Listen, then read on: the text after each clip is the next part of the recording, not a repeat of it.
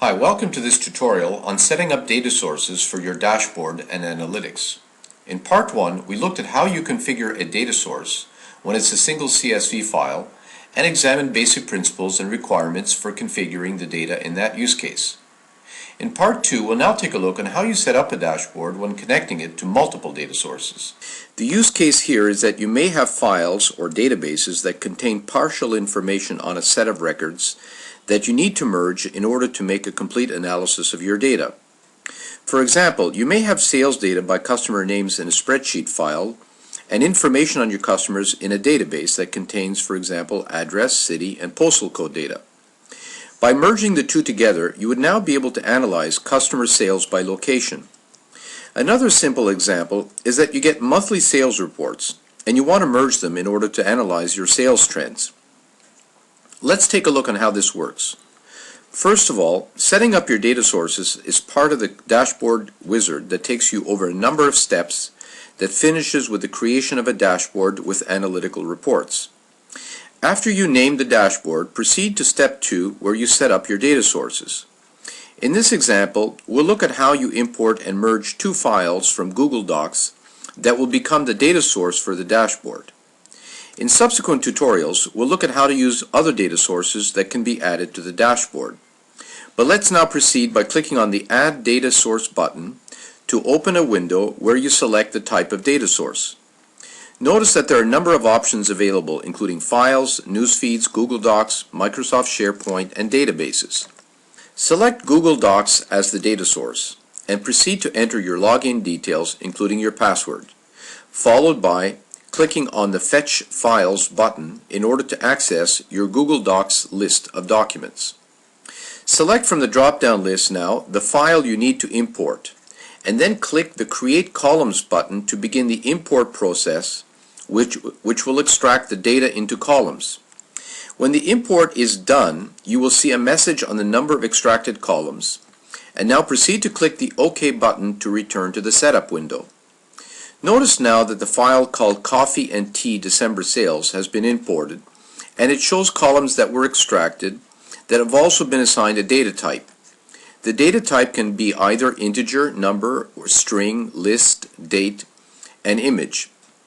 And the SMI system has pre-assigned a data type to your data.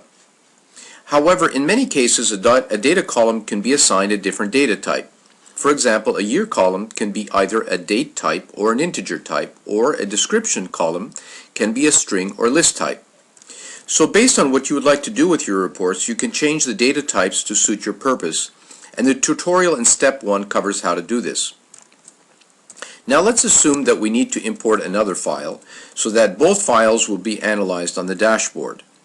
Click once more on the Add Data Source button to open the window to select the data source, and let's again choose Google Docs, although it could be any of the other data source options that you see. Let's again log in and select the file Coffee Tea January Sales this time, and let's import it, and when imported and extracted, click the OK button to return back to step 2.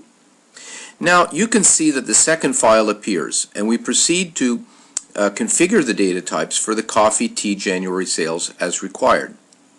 We can also proceed to add additional data sources such as a CSV file or a database, but let's stop with these two files in order to see how merging actually gets done. You will notice that in addition to the column type setting, there appears a new setting called Join Field that is available for each data column.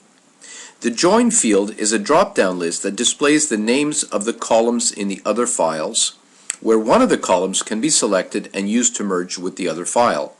So as an example, if in the December sales file I go to the column Item Description and open the drop-down list, it will show all the column names in the January sales file.